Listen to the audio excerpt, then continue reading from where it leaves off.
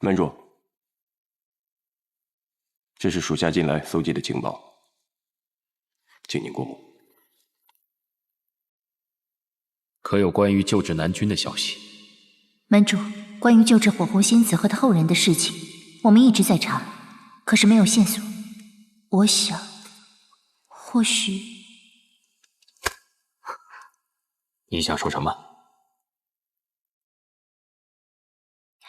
属下的意思是，世间根本就没有能够化解渡劫所受之伤的办法。依我看，神王所说的也未必都是真的。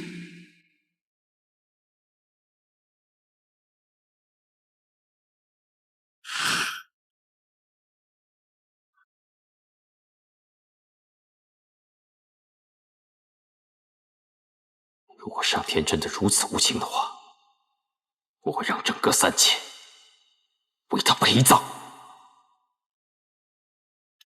门主莫急，水也是担心门主，才这样说的。神王不是再三承诺，确有秘法可以救醒南君。三界虽大，但只要这秘法和后人存在，必定能被我们找到。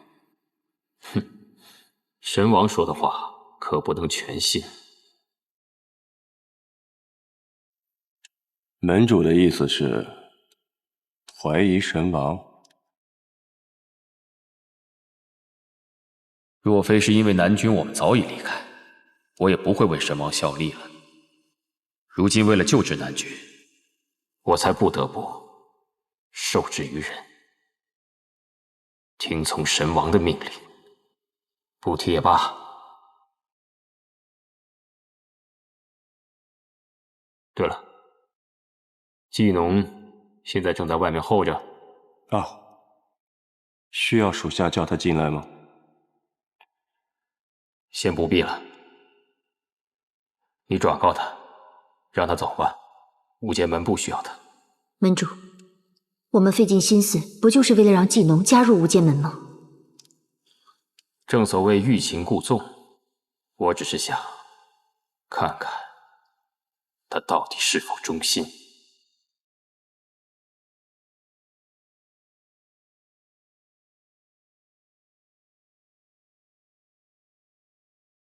门主有令，让你速速离开。这一定有什么误会。我与门主有过一面之缘，是在论道馆，是他让我来的。他一定是忘记了，麻烦你再去帮我转告一次。我们只是传达门主的命令，你也不要为难我们。何况门主不想见你，你要是强行闯入，只怕你的小命不保。赶紧走吧，我也是为了你好。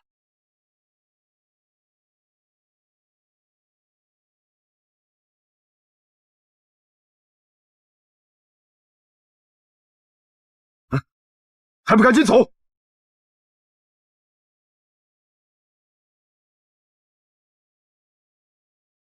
你这是做什么？麻烦你去转告门主，我入无间门有决心，我会让他看到我的诚意的。我就是个看门的，你就别为难我了。门主要是来了，不巧，我已经来了。门主，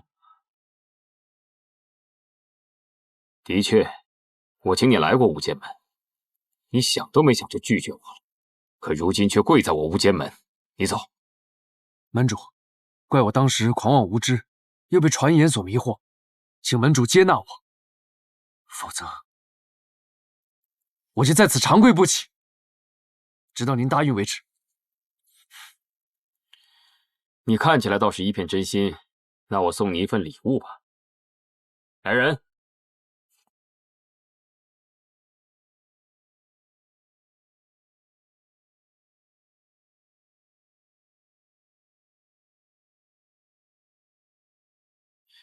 你要是现在后悔的话，还来得及。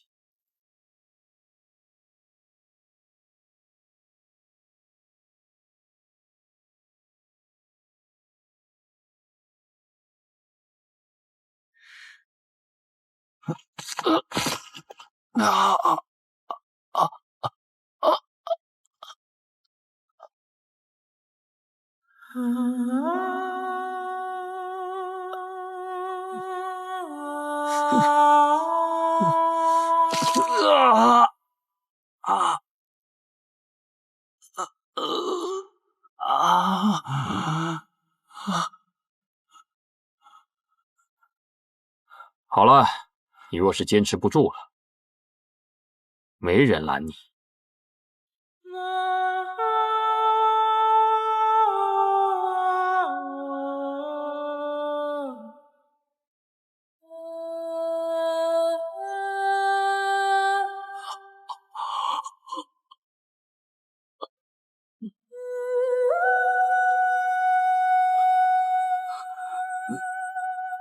你这是何苦呢？自己找罪受。你要再不起来，就要成废人了。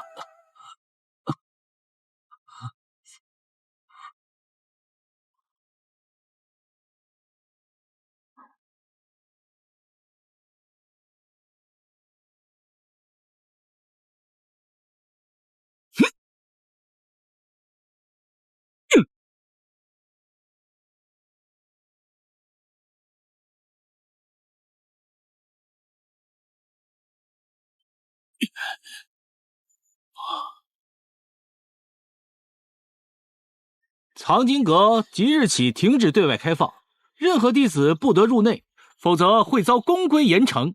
师尊，你为什么要封锁藏经阁？这是学宫内部的事儿，不便向你们弟子透露。师尊，那你封锁了藏经阁，我跟纪宁哥住哪儿啊？这你们不用担心，我已经帮你们找好了住处。随我来吧。哦。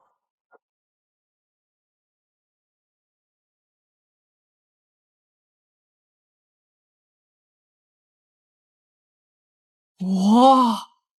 哇！哇！这么大，大师兄，我们以后真的就住这儿了吗？早知道你这么聒噪，我就不让你住我隔壁了。这个是你出的钱吗？不然呢？这个费用啊，对我来说虽然不多，可对你来说还真不少。木头，你准备怎么样来报答大师兄啊？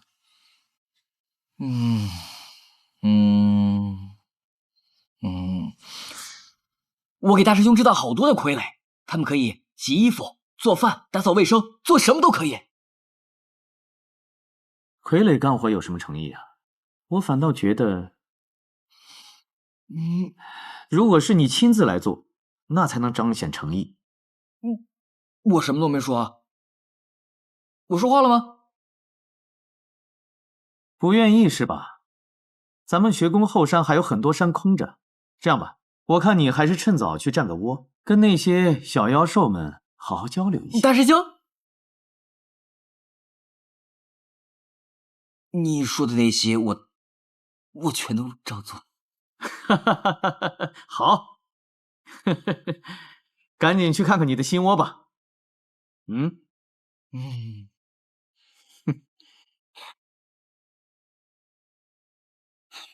大师兄，啊，谢谢你啊。小事一桩。我刚好有些事想找你好好聊一聊。什么事？余威的性格我最清楚，他既然已经决定的事情，就不会改变。别让他太为难。师兄，现在是他为难我啊！其实我真的搞不清楚，他到底怎么想的。他有苦衷。如果真的有苦衷，那我就更应该要知道，我要陪他一起去面对，而不是完全置之不理。你们两个果然都是一个性子。我和他的事情，我自己会处理，你不用担心。就这样吧，反正这个事情我也管不了了。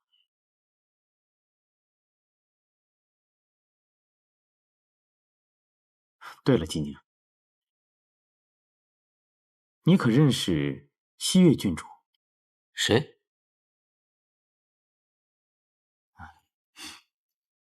没什么。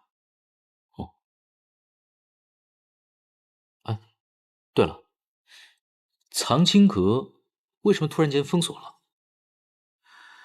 对此事，我也是一知半解。据说是有人闯进了藏经阁禁区，此事被师尊们得知后，决定彻查此事，所以才将藏经阁封锁了。要不然你们哪能住上这么好的弟子房啊？那藏经阁不是一直都开放给所有弟子的吗？原来还有禁区啊！对啊，我也没有听说过藏经阁还有禁区啊。以前是如此的，但今非昔比。这三界的未来可不容乐观呐！一切都是因为神王封印的异动，才封印部分区域。什么区域？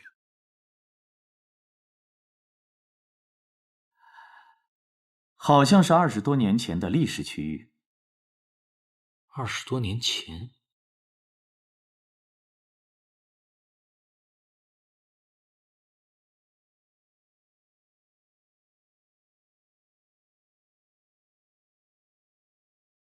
我喝过诸多地方的原液酿，果然还是郡主这里的最香啊。这是其他氏族孝敬我外公的，当然纯正。非也，非也。这原液酿虽香，但还是比不上郡主香啊。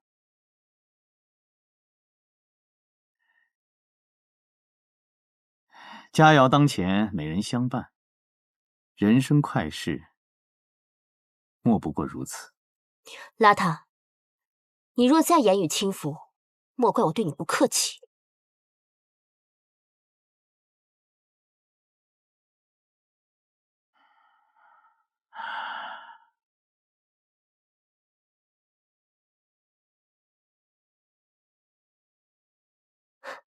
你不喝了？我邋遢虽然好这个原液酿，却也知道无功不受禄。你今天找我来，又有什么事情要交代？说吧。我听说季宁和余威最近闹了别扭，你可知是为什么？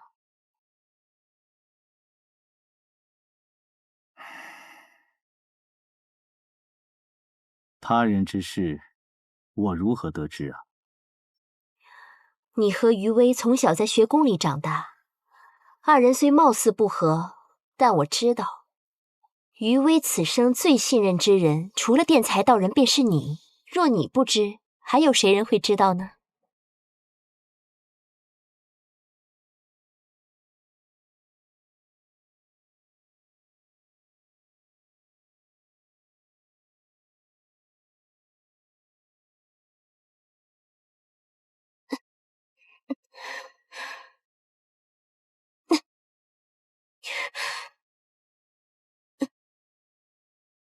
松开！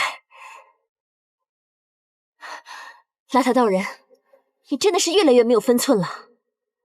若我将此事告知外公，你以为轻薄郡主之名，黑白学宫能护得了你？哦，那你不妨去说。只是这季宁一事，你不要用季宁威胁我，就算不找你，我也一样可以打探得到。我很久以前就想问你了，你为什么总是打探季宁的事情？这与你无关。我已经厌烦了听你打听其他男人的事情。西月郡主，如果你还想知道季宁的事，你自己去问吧。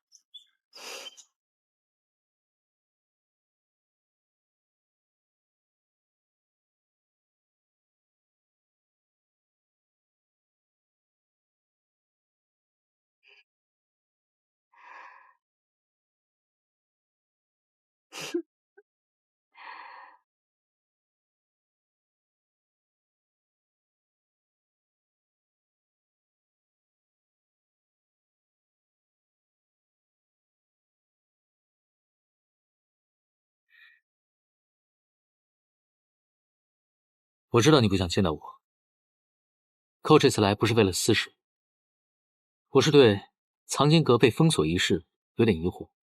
所以想来找你谈谈。学宫的历史记录里记录着市民戒狱的一切大事。你与我想的一样，之前被列为禁区的部分，就是你我氏族被灭门的部分。当学宫得知神王回归以后，就把灭族的事情隐藏了起来，那就说明神王和当年灭族的事情肯定有关系。也许我们也只是猜测而已，并没有真凭实据。你有什么打算？我想看看戒狱的记事本。可是藏经阁已经被封锁，你怎么进去？有一个人一定可以帮到我。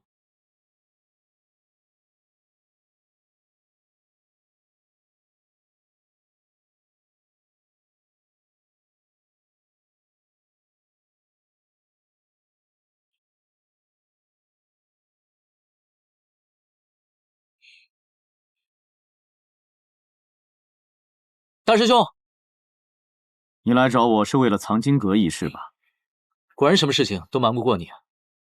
回去吧，别的也就算了，这件事情我真的帮不了你。大师兄，我真的很想知道真相。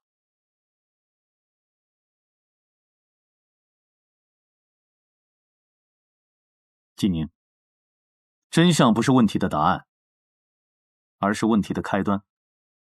以你目前的能力，得知真相只会给你带来更多的负担和危险。你若真的想知道一切，回去好好修炼，日后自有承担一切的能力。可是大师兄，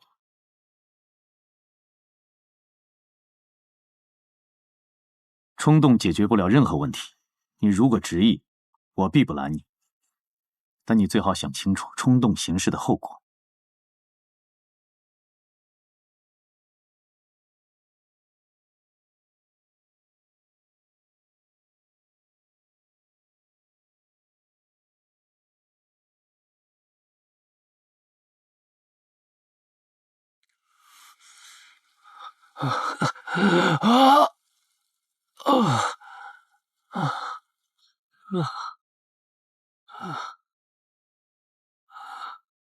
门主果然没有看错人，兄弟，门主让你进殿一见。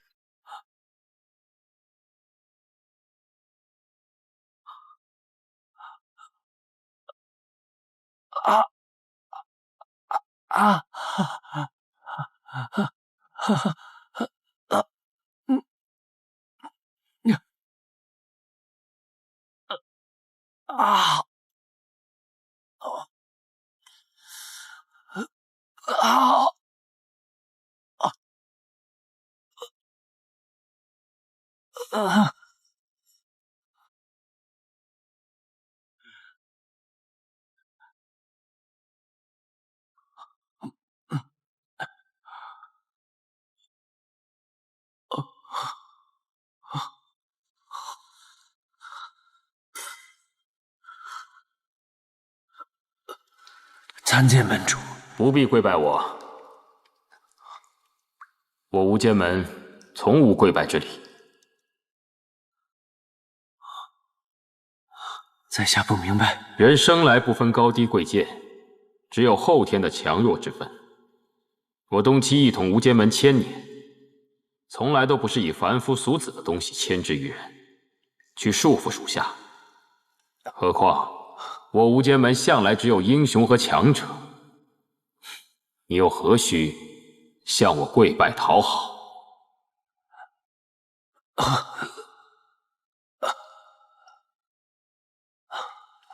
门主一番话，令我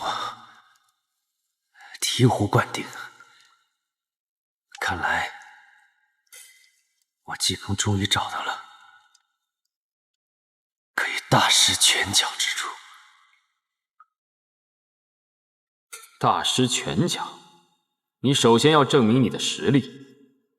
那现在就当做入无间门的考核吧。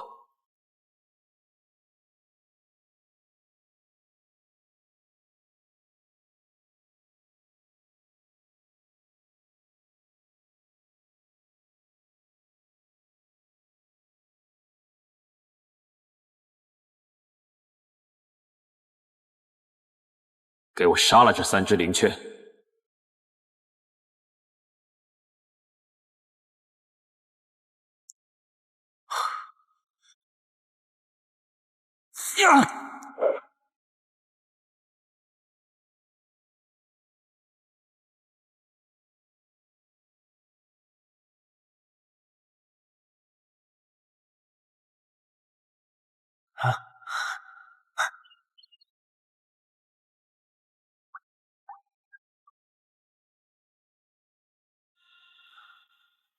门主，你给的任务我已经完成了。你这是为何？杀3只灵雀何难之有？莫说我一修道之人，即使凡夫俗子，也可以很轻易就做得到。我斗胆猜测，门主定是要试探我能否明辨善恶。杀生自然是恶。哼，不错。季农，仅有修为是不够的，要有超凡的悟性。从此以后，无间门就是你的家。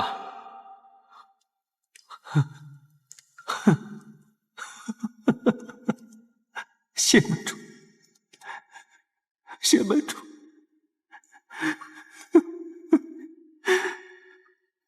谢谢你，谢谢门主，谢谢。本门的门规，最重要的一条就是效忠门主，绝不可以有二心。你能做到吗？啊，是门主。门主放心。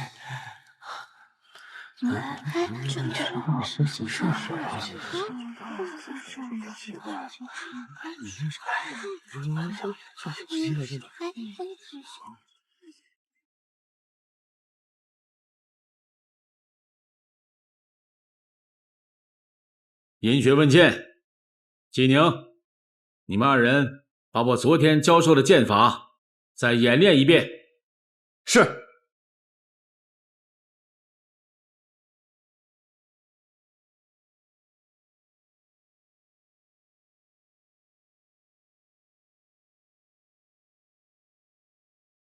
哎，等，今年哥叫你演练剑法。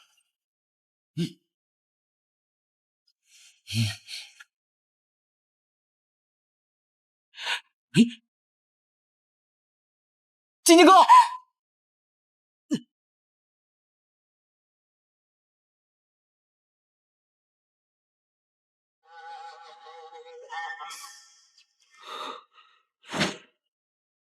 哼，金宁，近来你用心不专，不仅耽误自身，更影响学堂风气。这套剑法，你给我练上1000遍，我练完不得休息。1000遍？1000遍？哼，1000遍。是。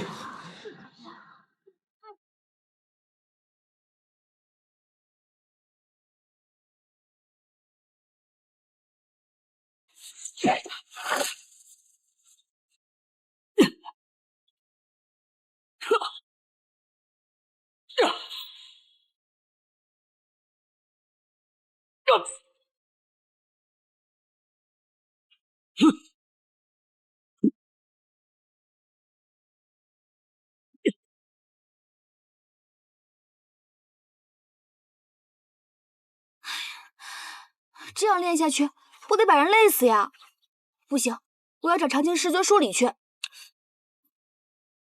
九流，你别冲动，我觉得他这样挺好的。什么？仗义心肠怎么了？季宁哥被罚，你还说风凉话？你是不知道，季宁哥这几天还在为了唐金阁禁区的事情而烦恼，每天茶不思饭不想的。与其让他那样，还不如让他练剑呢。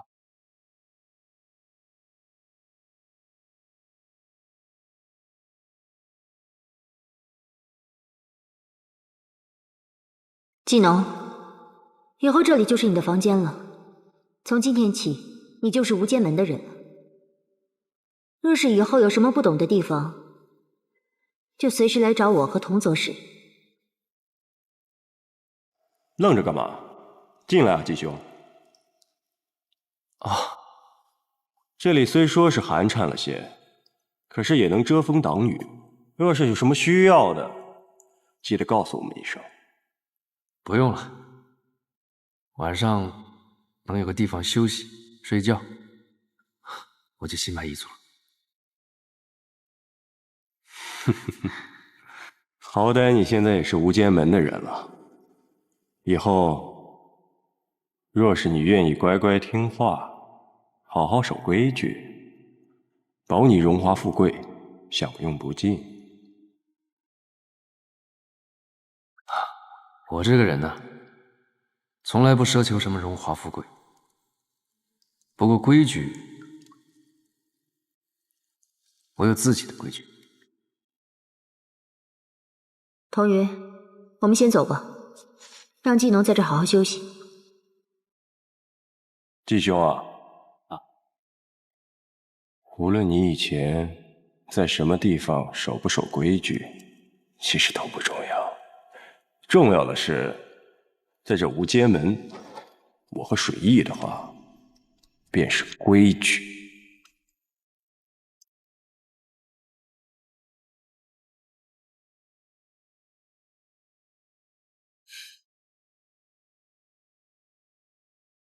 你不用太在意，他这人性格比较冲动，你好好休息吧。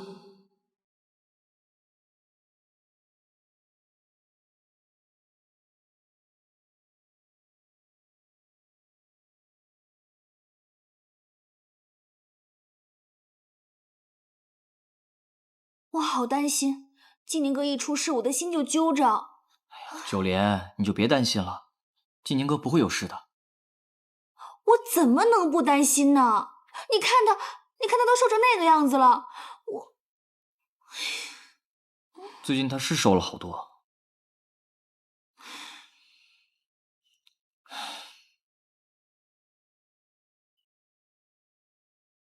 季宁哥，哎，季宁哥，顾总，你回来了。九莲给你采了好多的草药，能够帮你缓解疲劳。季宁哥，这是我专门采给你的。谢谢你啊，九莲。不过以后不用麻烦了，我自己休息一会儿就可以缓过来了。出了一身的汗，你们继续聊，我去洗把脸。季宁哥，你看他那样子，不行，我一定要想办法帮他。九莲，你可别冲动啊！我们大家最害怕的就是你冲动做傻事了。哎，九莲，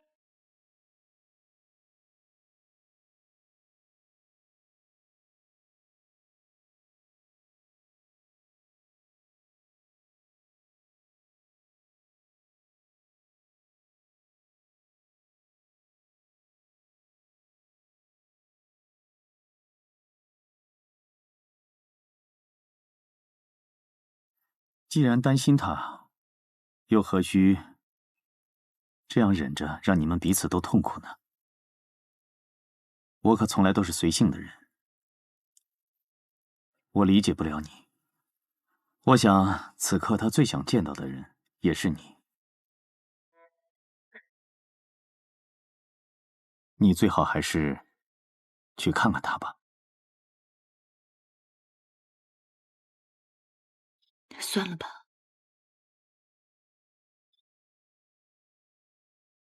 看一眼，又不是山崩地裂，你还是去吧。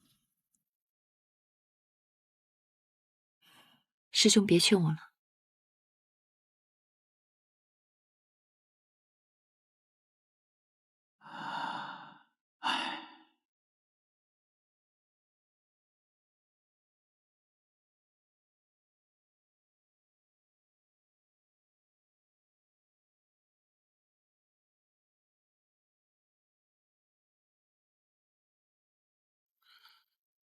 难道这卷宗还有其他人看过？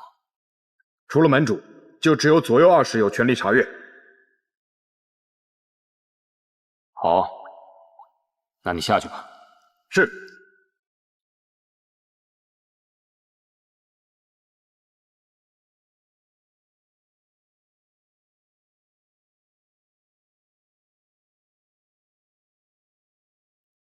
门主，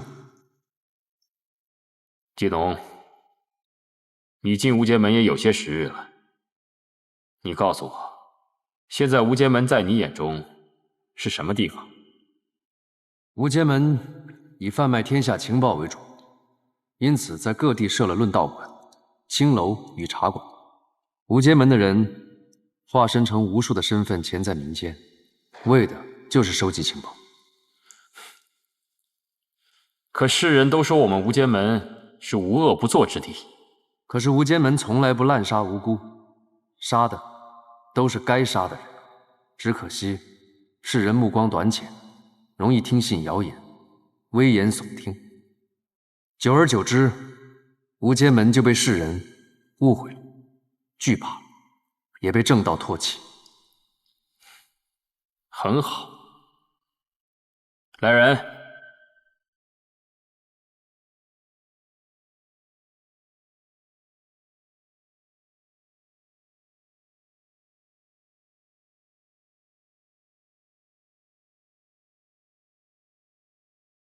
把这里面的事情给我查清楚。门主，你这是在怀疑铜左使跟水右使？我问你，我们无间门的门规第一条是什么？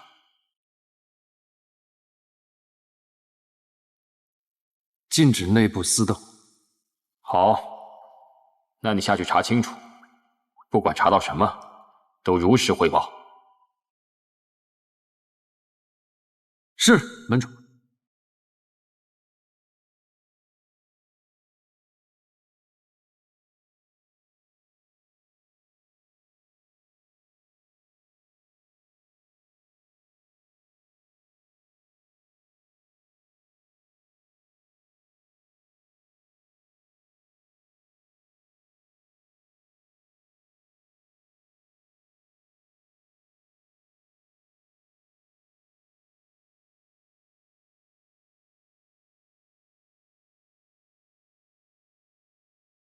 守住大门，任何人不得进入。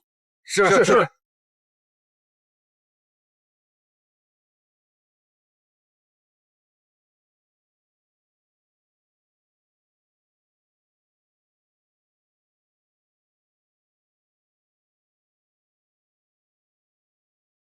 师尊，月谷，找为师何事啊？启禀师尊，弟子今日练习了一套未曾试过的功法，但修行之后略感身体不适，还请师尊帮忙查看一下。你这个孩子，好，随为师到修炼室去。是。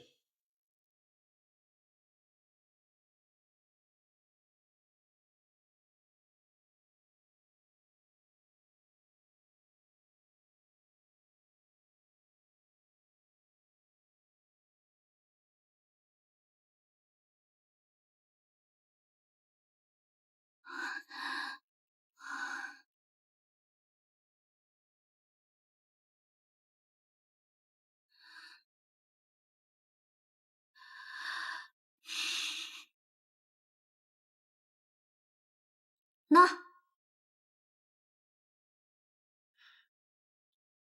你怎么会有长青师尊的令牌呢？长翅膀飞来的。偷的？你刚刚是去偷令牌了？早知道我打死也不能让你去啊！我拿来。你要干嘛？拿去还给长青师尊啊！给我。那我不就白偷了？盗取令牌，按照学宫的规矩，是要被逐出宫门的。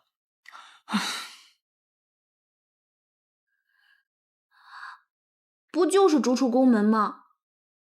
为了你，当山活海我都不怕，才不稀罕一个黑白学宫的学籍呢。秋莲，其实你真的没有必要为我做这些事情。纪宁哥，我做的这些都是我自愿的，你不用有压力。你喜欢谁我不管，我只知道我喜欢你就够了。可是秋莲，别啰啰嗦嗦的了。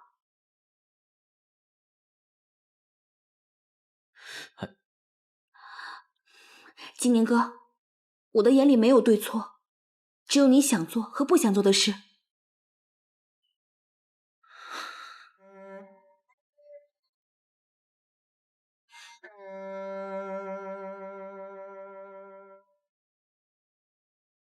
可是九莲，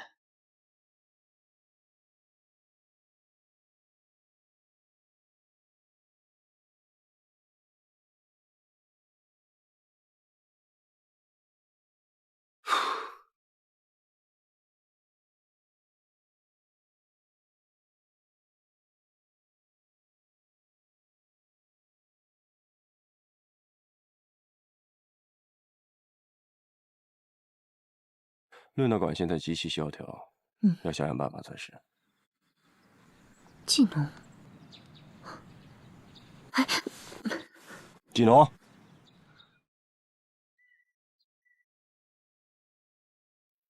你在干什么啊？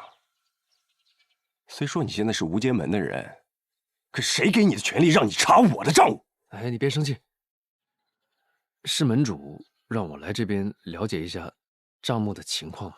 既然是门主的指令，你干嘛要偷偷摸摸的？我只是不想麻烦你们。我和水一在这论道馆经营多年了，没有人敢参与进来，为何门主突然派你来啊？啊！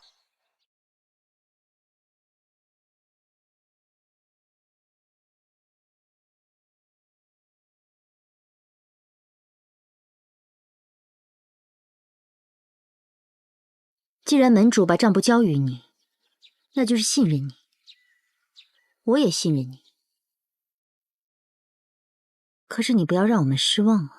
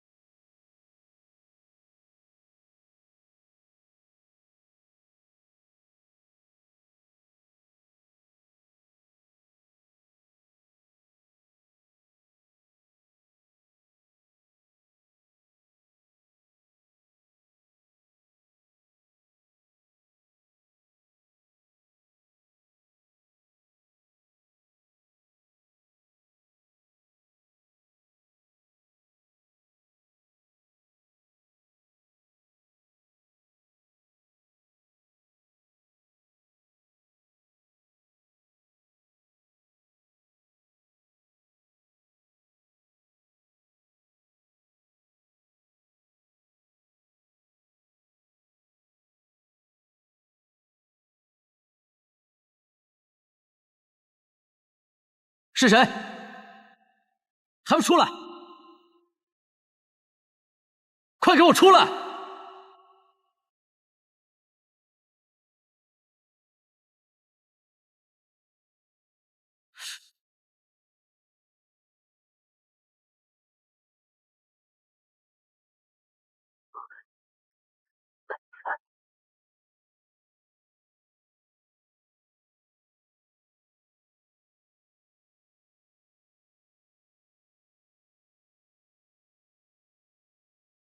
大胆经营，竟敢私闯禁区！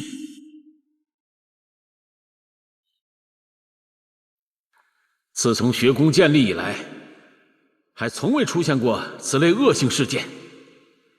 弟子竟然私闯藏经阁，你知道里面藏了多少古老典籍和珍贵的年鉴吗？如果这些东西有所缺毁，你担待得起吗？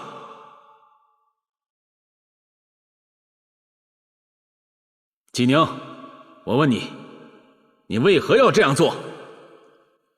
各位师尊，我是潜入了藏经阁，但是后面发生的事情真的是场意外，并非弟子所为。凭你的本事，的确破不了藏经阁的结界，你又使了什么诡计？是我私自盗取了长青师尊的令牌，所以才可以进入藏经阁。非也非也，令牌丢失当日，你刚刚练剑千遍，连走动都很困难，更不用说到我房内盗取令牌了。说，到底是谁帮你盗取的？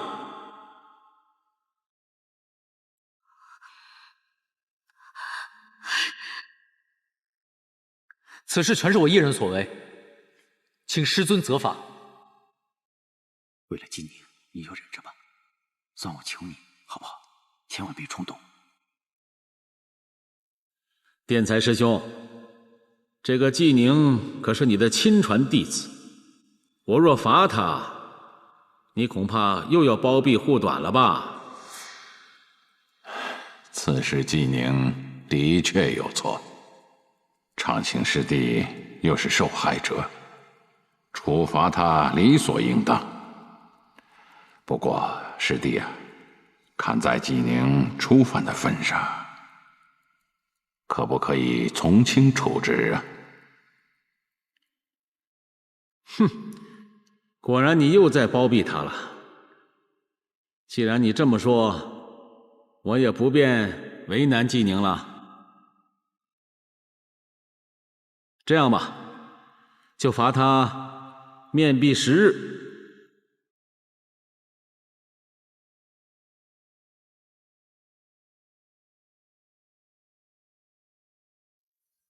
我的心里住着一座城，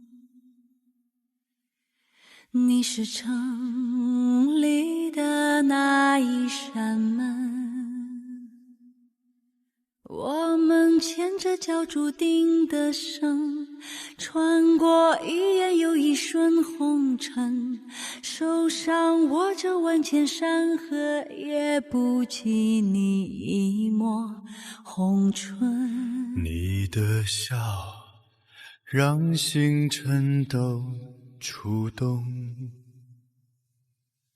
你锁眉把大地都惊动。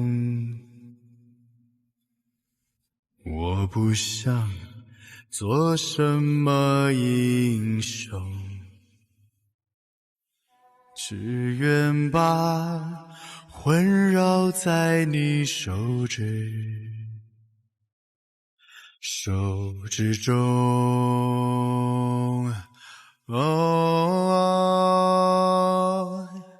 我们总在为了争夺一次又一次错过，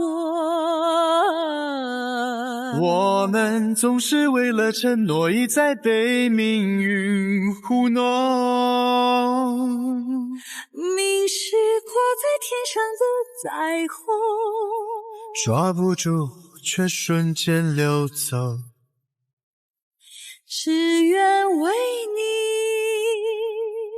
只能为你再来过。我们总在为了挣脱一次又一次错过，我们总是为了承诺一再被命运糊弄，明是挂在天上的彩虹，抓不住却瞬间流走，只愿为你，只能为你再来过。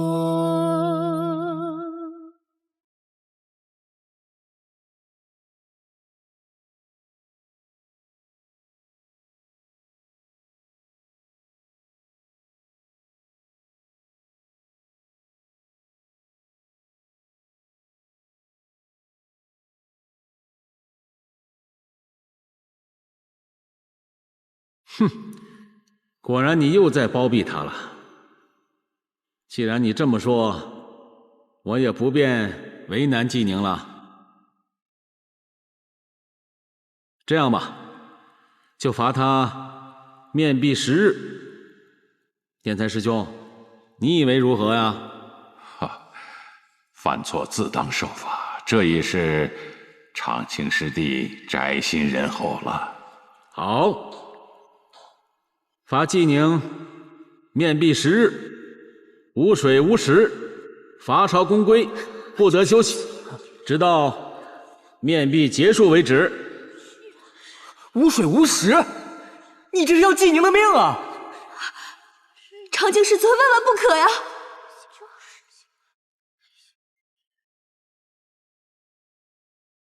长青，刚夸你宅心仁厚，怎么说变就变？哼！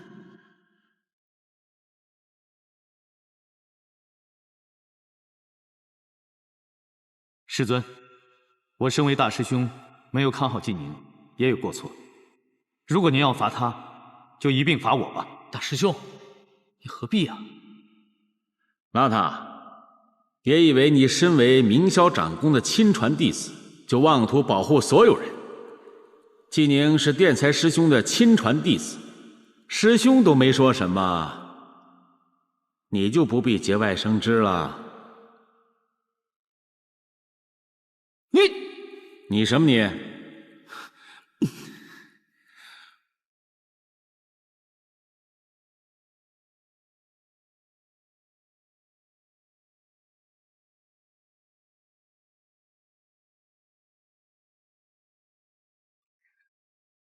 师尊，纪宁犯错，弟子深感痛心，也是我这个同门师姐看守失职，请将我们二人一同责罚。余卫，这件事情跟你无关。不罚弟子南正公归。师尊。余卫，既然你请求一同受罚，就与纪宁一起关禁闭吧。来人，将此二人押去禁地。师尊。是。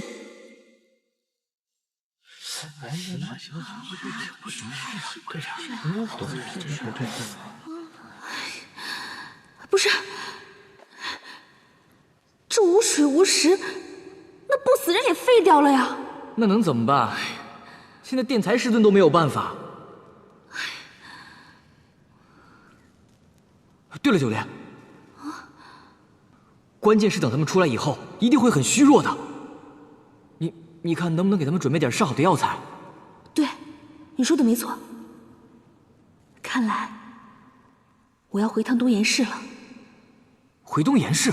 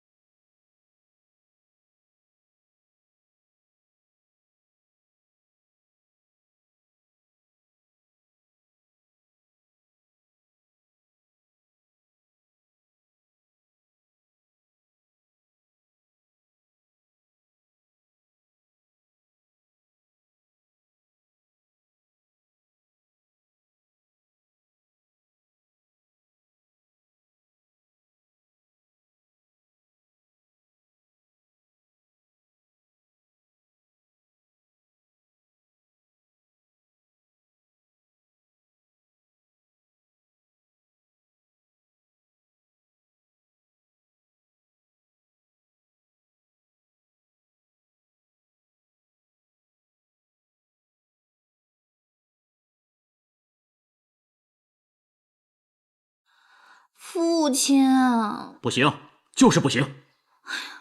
父亲，他们真的都是我的至交好友。再说了，不就是一点九转神丹吗？你又不是没有，你就拿出来一点给我嘛。莲儿啊，你之前吃的亏还少吗？总说是至交好友，至交好友，结果呢，人家都是在利用你。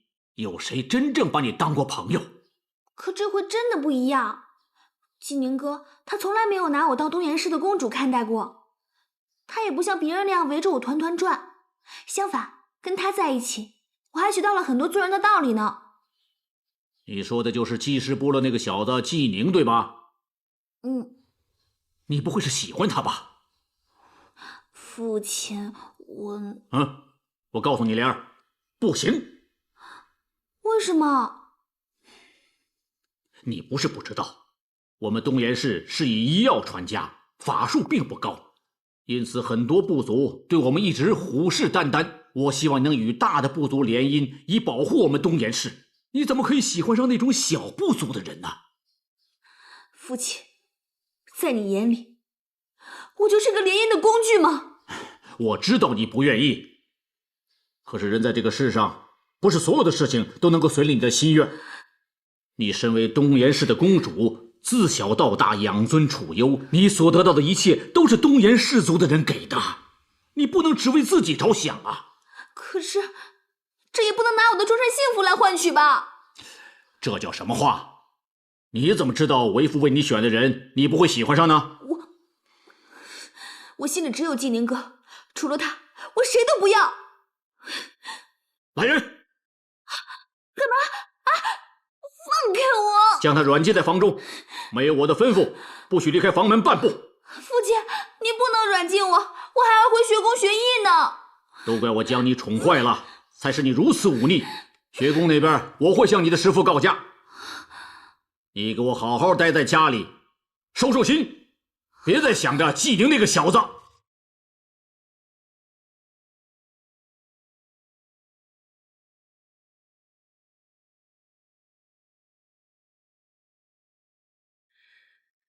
你为什么这么傻呢？他们明明是要罚我一个人，你非要跟着进来，何苦呢？这是。你还不是啊？师尊千叮咛万嘱咐，让你放下此事，可你还是闯入藏经阁，偷偷调查当年的旧案。我是尉迟氏唯一的后人，我不可以让尉迟氏那么多的性命白白的牺牲。我必须要追查当年事情的真相，这是我作为男人必须要做的。一直以来，我都想努力练功，提升修为，想有一天亲手为我的族人报仇。可是我从来没有想过，在灭族的背后，也许隐藏着一个巨大的阴谋。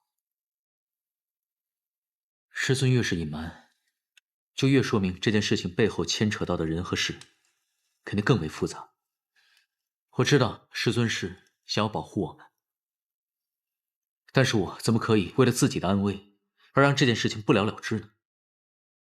所以，我就算违反更多的学宫的规矩，我也会继续追查下去的。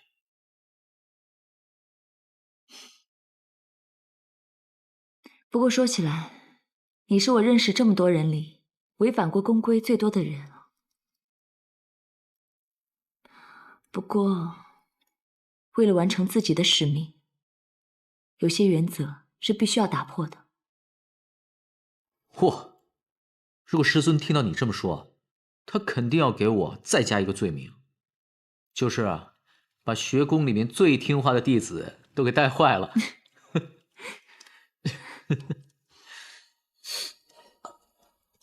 怎么了？没事吧？没事。可能是刚刚在藏经阁被那个结界伤到了。怎么还受伤了？你转过去，我给你输点真气。转过去啊！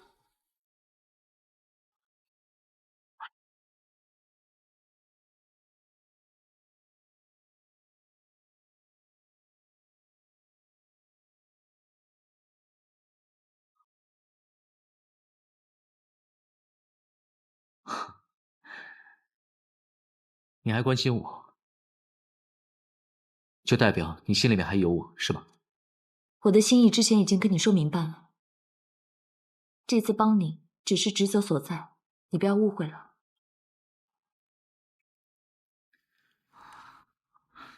我误会了。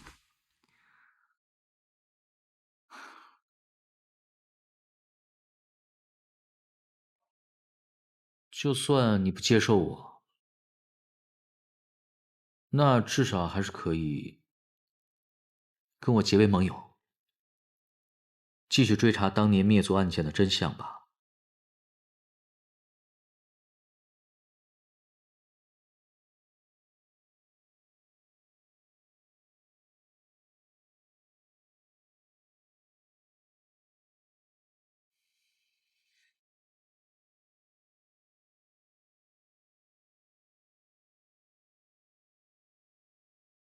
门主，你让季农调查我们，你这是不信任我们。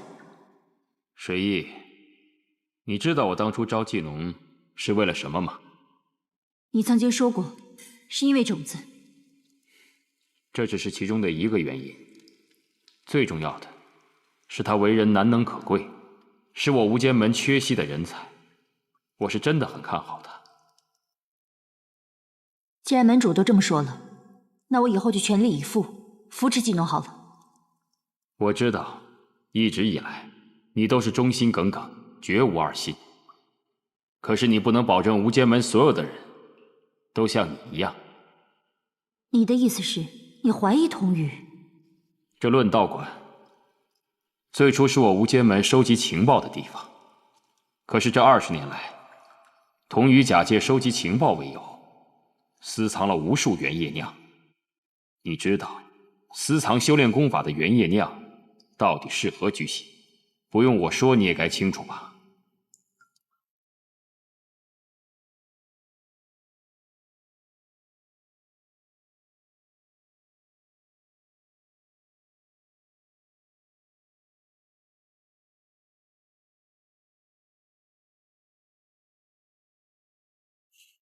门主，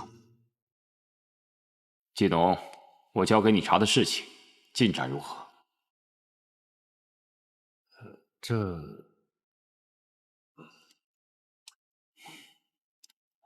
但说无妨。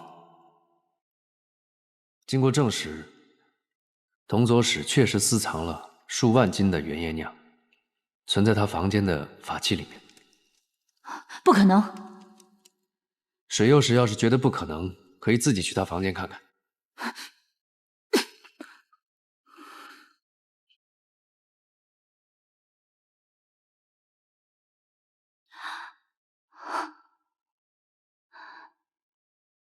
季农，你做得很好，下去吧。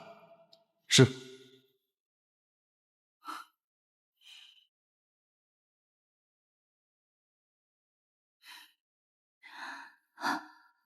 门主，童宇为无间门效力这么多年，没有功劳也有苦劳，请门主息怒。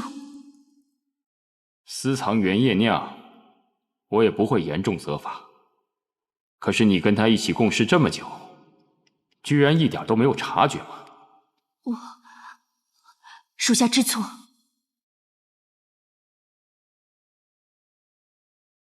大师兄，我们能去看季宁吗？奇了怪了，长青师尊和季宁有什么深仇大恨，非得要逼死他们？你还想去看季宁，那是做梦。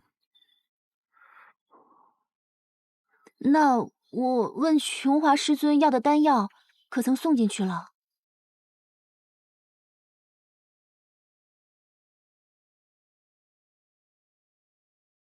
已经7日了，无水无食的抄写公规，铁大的身子也受不了啊！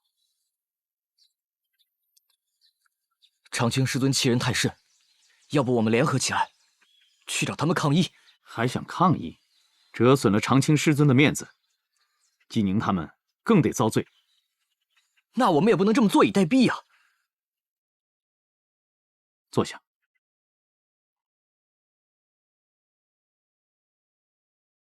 坐下。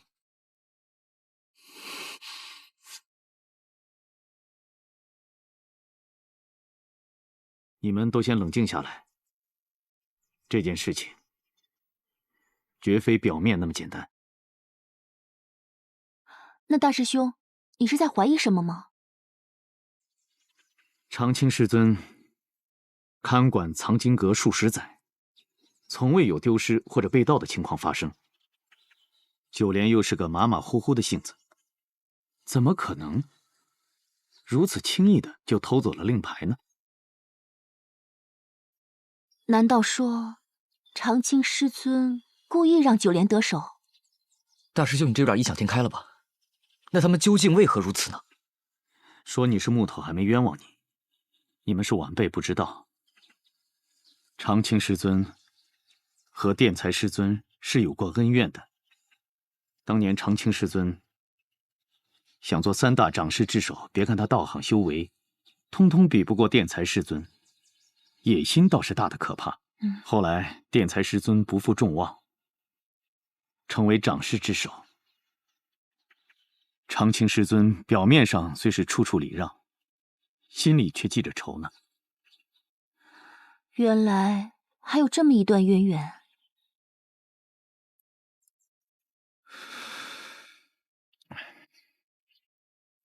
那咱们现在该怎么办？对啊，如果去理论，就犯了大忌。这件事情只能指望殿才师尊出马了。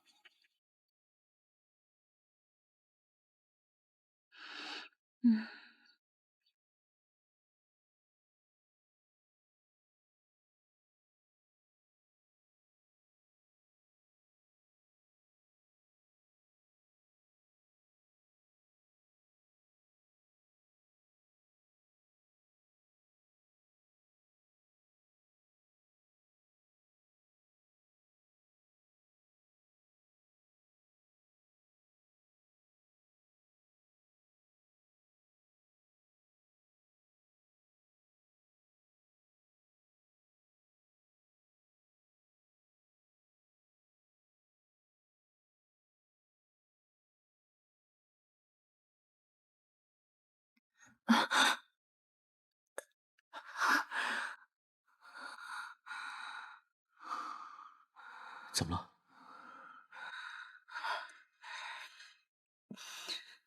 啊？没事，不用担心。先别想了，先休息会儿。别想了，别想。雨薇，怎么了？没事，我累了，休息一会儿就好。雨薇，雨薇。洪博，哎，臭小子，哎，来的正好，来来来，我正好一个人喝酒闷得慌，陪我喝酒。哎，我一个人喝酒闷得慌，来陪我一块儿喝点儿。我没心情喝酒，等你救人呢。啊？救人？救谁呀？什么情况？快说说。我跟于薇被关禁闭了，已经断水断食5天了。哎，他为了救我，损耗了很多真气，快撑不住了。快想想办法救救他，快点！哎呀，你这个孩子，耳朵眼儿让泥巴堵住了。我上次是不是千叮咛万嘱咐的让你离他远点，你不听话？我知道你不想让我跟他在一起，他已经拒绝我了，是我自己不甘心而已。你快点救救他，求求你了，快点！古话说的真是没错呀。英雄难过美人关。算了，其实我知道，现在我说什么，你都听不进去。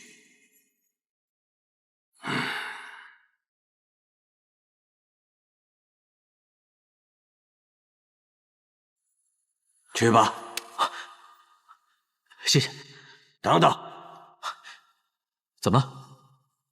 臭小子，我知道我这个糟老头的话你听不进去。但爱情这玩意儿，我也不是没经历过。有些人的感情啊，注定会让你一败涂地。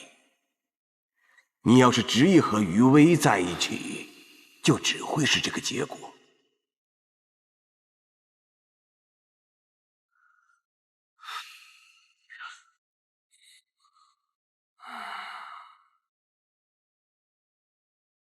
童宇，此袁叶酿一事，我就暂不和你计较。如果下次还犯这种事，休怪我不讲情面。属下知错。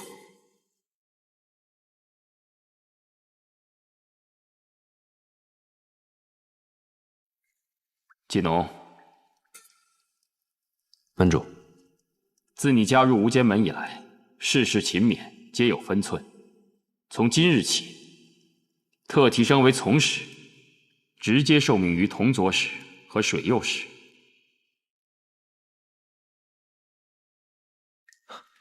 谢门主。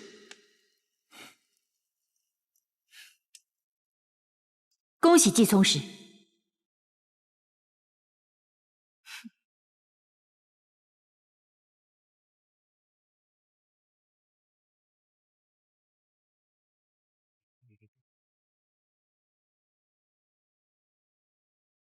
同座使、水右使，请留步。我想谢谢二位。今日承蒙门主垂青提拔在下，回想这一切的善缘之源头是二位大人。当日收留在下，一定是二位大人在门主面前替我说尽好话，极力推荐。在下愚钝，在无间门也是初来乍到，还请二位大人多多指教。岂敢啊，继兄！你现在可是门主面前的红人，又受到门主的器重，怕是以后我和水衣要仰仗你，在门主面前替我们多多美言呢。同左使季兄心思醇厚，你可别打趣他。无妨无妨，在下告辞。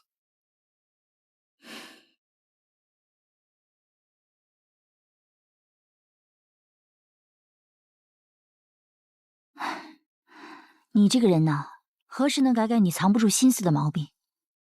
太过张狂可不是好事。水衣啊，这个技农假仁假义的模样，我早就看穿了。门主对他如此器重，假以时日，岂不是要取代你我？一定要想办法制约他才是。事已至此，又能如何？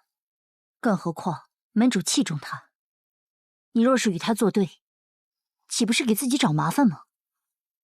哼，总得让他知道知道，这无间门除了门主之外，是谁的天下。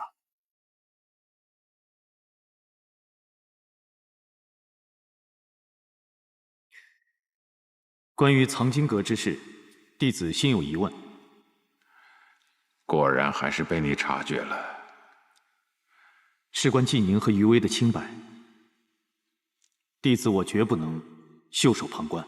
这不算什么严重的，最严重的是藏经阁爆炸。请师尊明示。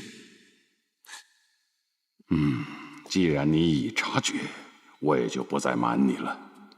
藏经阁被封之后，我曾潜入其中，探查潜入者的线索。我在现场发现了一些微小的痕迹，如果再给我1天的时间，我就可以根据这些痕迹查出潜入者的身份。可就在这时，季宁闯入藏经阁，引发了爆炸，致使现场所有的痕迹全部被毁。如今线索已断，很难再查到潜入者的真实身份了。原来如此。何止是这样？这几天啊，我们调查，除了黑白学宫之外，大大小小数十个部落，只要是存放典籍的地方，全部都被盗窃了。这盗贼的胆子还真是够大的，竟然还敢谋划一场爆炸，毁灭证据和线索啊！如此看来，只怕是学宫中有着盗贼的内应。这倒未必。我与长青师弟多年前因长事一事有过矛盾，这些年来他一直耿耿于怀。如今借令牌之事让季宁吃些苦头，也是为了当年的旧怨，与整个阴谋无关。电才师兄说的不错，这种大是大非的判断上还是要谨慎。何况长青不过是有些固执，不近人情，还不至于不辨黑白善恶。明白了。那2位师尊觉得，这起阴谋是哪个组织策划的？能在这么短的时间内，同时入侵多个氏族的防护结界，这样的组织，恐怕只有一个呀。无间门。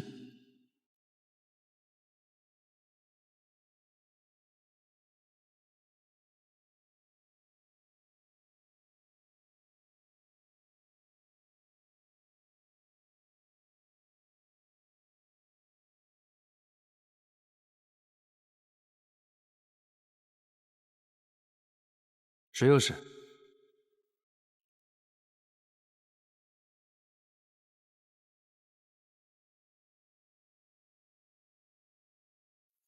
门主当真器重你啊，连此等文书都交给你来批阅了。啊，其实也不算什么批阅，学习学习罢了。啊，坐吧。不必了。我无间门的祭祀大典就要到了，需得到一件上古生物来祭祀。今年的圣物是烛龙之眼。这烛龙之眼能量巨大，在赤冥界域内也是数一数二的圣品。只可惜现在落到其他氏族的手中。你此次的任务就是将此物盗回，以助大典的顺利进行。只要能助大典顺利进行，在下义不容辞。何处能盗得这烛龙之眼？此物现归东岩氏，在火圣道人的手中。东岩氏可是赤冥界域最为强大的氏族之一啊！怎么会呢，继兄？你先行前往，我等在四周布防。若是遇到危险，点燃此引信，我和水翼将立刻前去接应。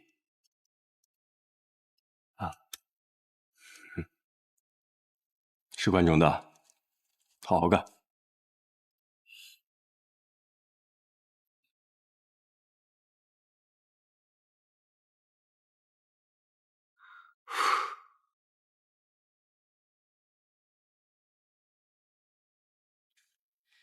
师尊，师尊，平安就好，安生歇息去吧。师尊，关于我私自闯入藏经阁这件事，我已经知错了。知错能改，善莫大焉。宁儿，日后无论如何，切不可违背宫规。师尊，晋宁进入藏经阁是为了追查当年的旧案。您当年能够及时救下我，想必对此事的前因后果一定有所了解，请求师尊就把当年的案件告诉我们吧。请师尊成全。你们此时的心情，为师何尝不能理解？时机未到，天机不可泄露啊！你二人一定要听为师的话，不可再追查此事，否则会招来杀身之祸。杀身之祸？所谓灭族，那就是赶尽杀绝。你二人乃是幸存下来的生者，若被杀戮之人察觉，后果可想而知。宁儿、魏儿，虽然这么多年过去了，可灭族之事从未停止过。等到时机一到，你们自然会知晓当年的真相。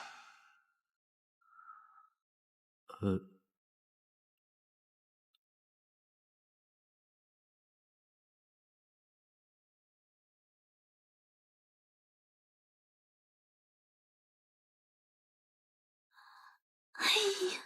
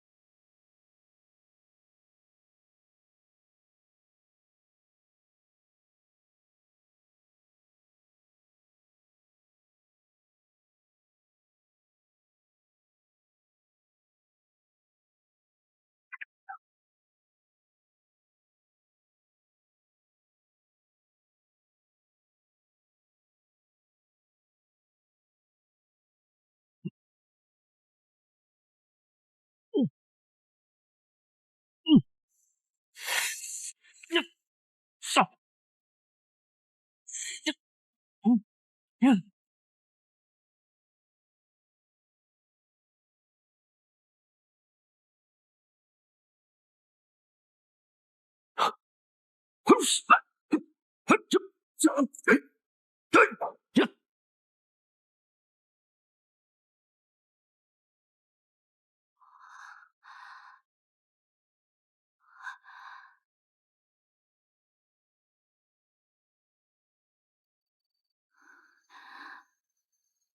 难道？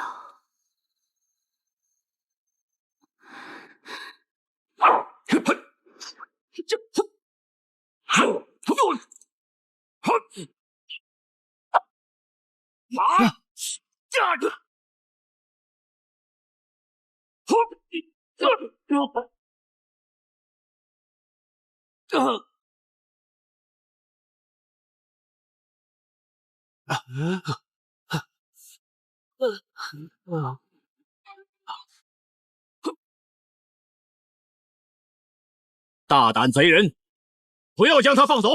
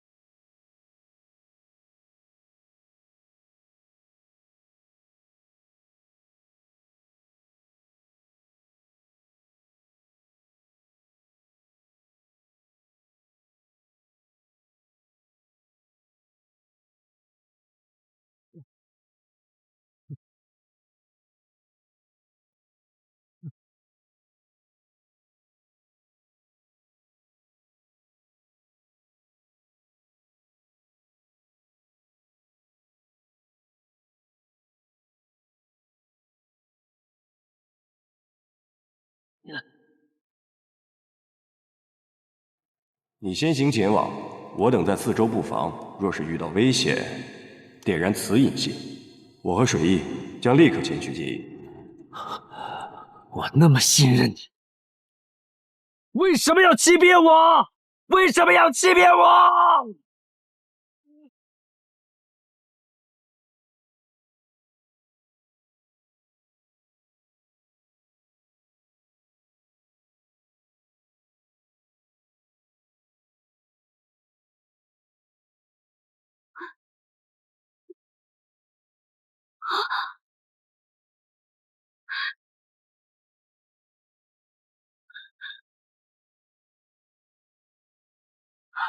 技能。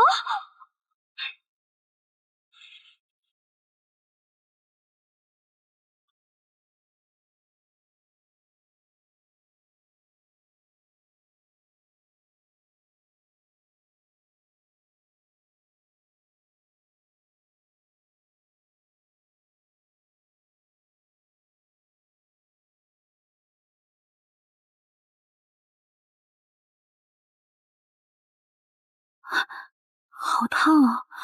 技能，技能，你醒醒，我是九连呢。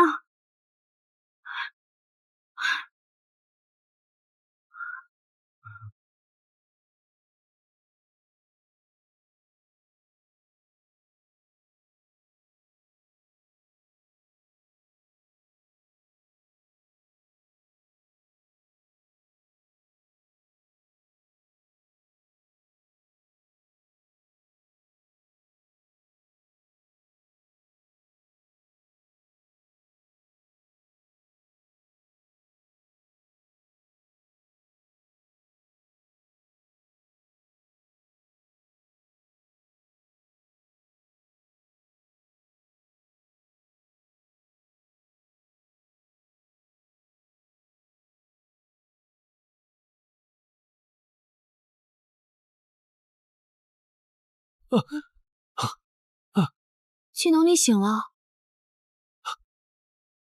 秋叶，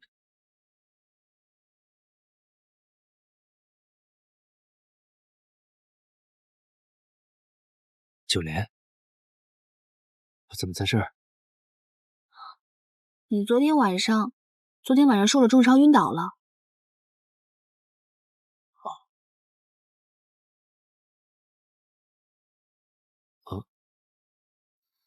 谢谢你救了我。技能，你怎么受了这么重的伤？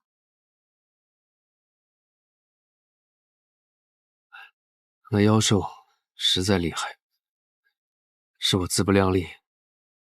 此事你要帮我保密，我不想季宁为我担心。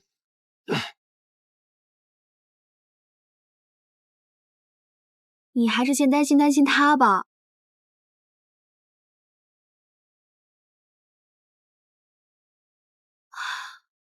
季宁又惹祸了？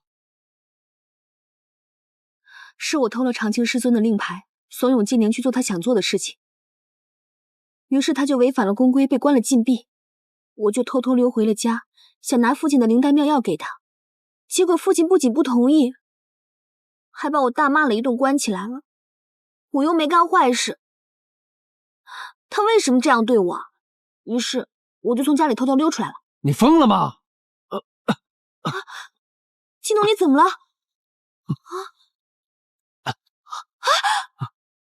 我求求你，别跟他在一起了，九莲。他不爱你，干嘛？你不能和他在一起的。哎呀，季农，我已经说得很清楚了，我一直都拿你当哥哥看，我喜欢的人是季宁。季宁他根本就不喜欢你，你跟他在一起只会受到伤害。季农，我对季宁是一厢情愿，他在我面前从来没有说过你半句坏话，你怎么可以这样对待他呢？九莲，你别拉我！季农，对不起，我不是故意的，你没事吧？九莲，你干嘛呀？你听我说，你怎么才能明白我的心？我发誓此生绝对不能错过你，我会永远守在你身边。我怎么可能放手让你跟季宁在一起？我做不到。季农，我都说了多少次了，我不是秋叶，而且我只把你当哥哥看，我心里喜欢的人是季宁。你为何如此执拗？还要我拒绝你多少次？季宁他从来就没喜欢过你，这样下去你只会受伤。你为什么这么执着？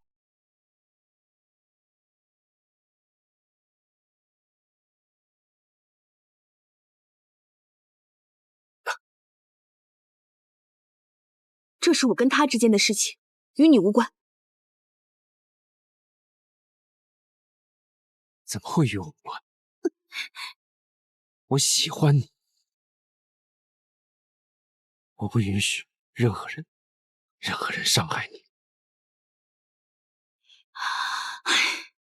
你喜欢的明明就是秋叶，你只是把我当做他的替身罢了。你看清楚了，我是九莲，不是秋叶。等一下，我送你。你忘了你是逃出来的，你就不怕你爹再把你抓回去？我送你，让你保护你。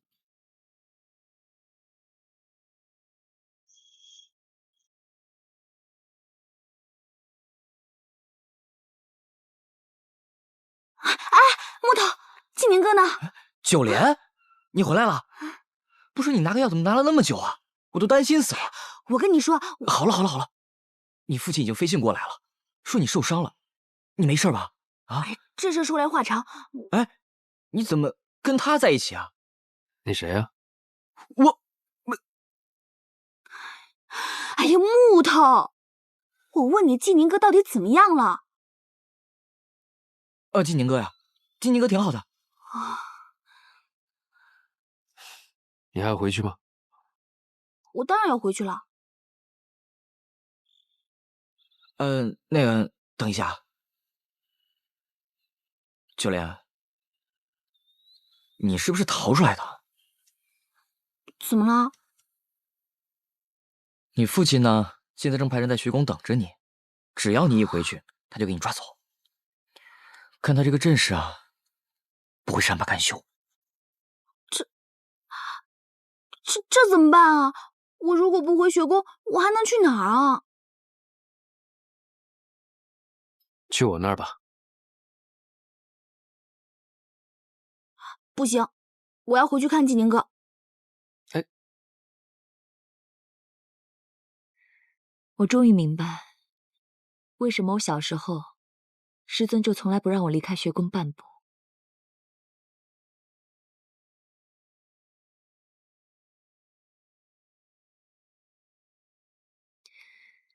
最可笑的是，我还去找对方寻仇，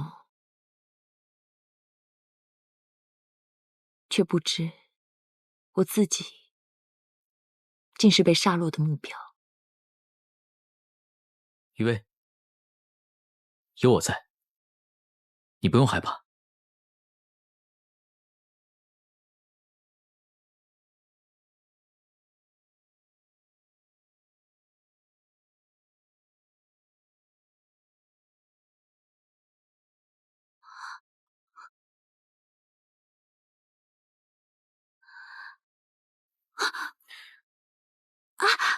用时间换空间吧，走。你干嘛呀？放开我！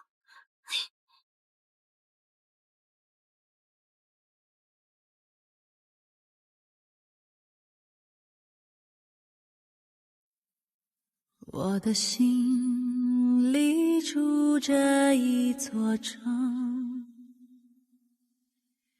你是城里的那一扇门，我们牵着脚注定的绳，穿过一眼又一瞬红尘，手上握着万千山河，也不及你一抹红唇。你的笑让星辰都触动，你锁眉把大地都惊动。我不想做什么英雄，只愿把魂绕在你手指中。我们总在为了争夺一次又一次错过，我们总是为了承诺一再被命运糊弄，凝视挂在天上的彩虹，抓不住却瞬间溜走，只愿为你，只能为你再来过。我们总在为了挣脱一次又一次错过，我们总是为了承诺一再被命运糊弄，迷失挂在天上的彩虹，抓不住却瞬间溜走，只愿为你，只能为你再来过。